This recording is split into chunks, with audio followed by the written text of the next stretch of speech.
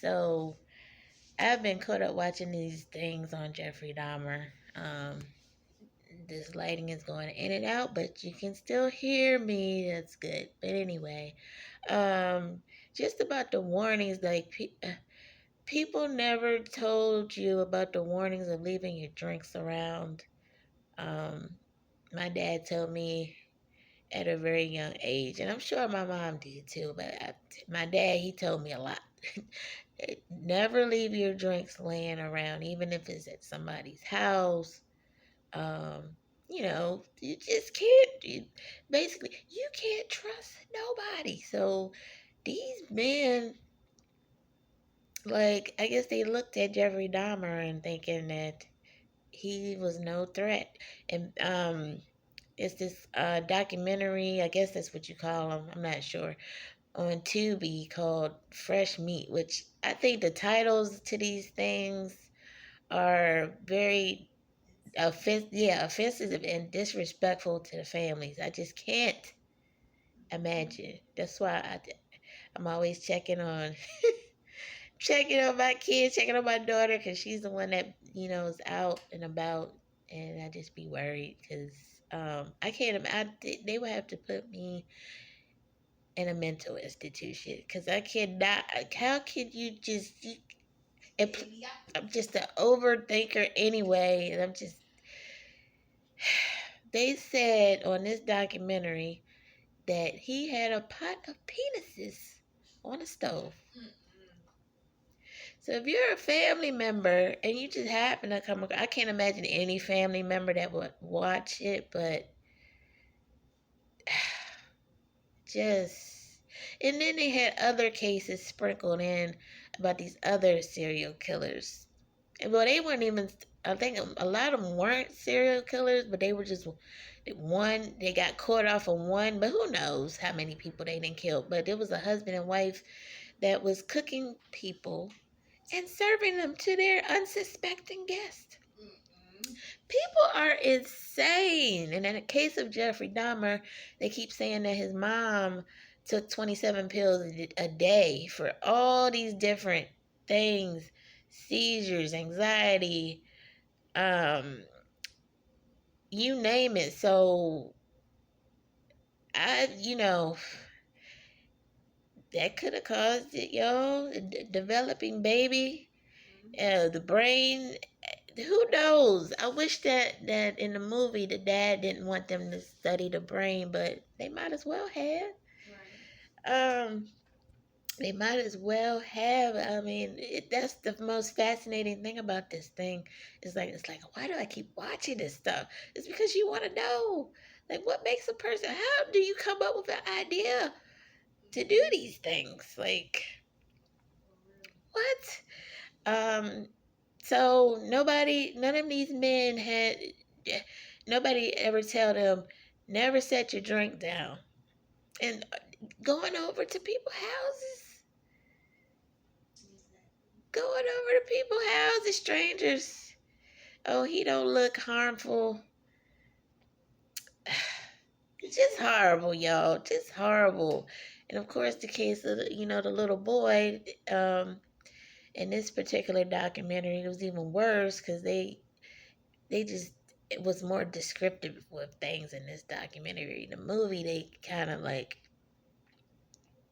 because they had like actual footage of things in this. Yeah, pots on the stove, y'all. When they carried a big old pot. He was he was trying to be a gourmet chef out of people. Drilling holes in people's heads. Um,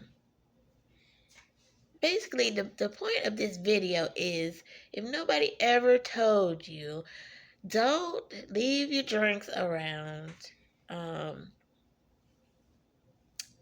don't be going over people's houses you don't know. Even if you do. I hate to say that because I don't trust nobody, y'all. Even people you do know. Oh, no. How well do you know a person? Like, really? How well do you know a person? They used to get a house parties back in the day. I never been to a house party. But anyway, house parties back in the day, drinks, and that's probably how a lot of stuff happened. But this just case is just fascinating. I'm trying to think of anything else I want to say about this because I don't want to talk about this anymore. But the main thing was don't leave your drinks around, even your food. Like people could probably sprinkle stuff in your food. Don't take things from strangers out in the street. You wouldn't think you would have to tell. Most of these men were, early. Some of them were like 19 in their 20s. Some were 30s. You didn't think you would have to tell them that. Of course, the young boys, they probably, they didn't know any better. And you needing money so bad that you had to go um, to a stranger's house for $50 to take pictures and nude pictures at that. The offer.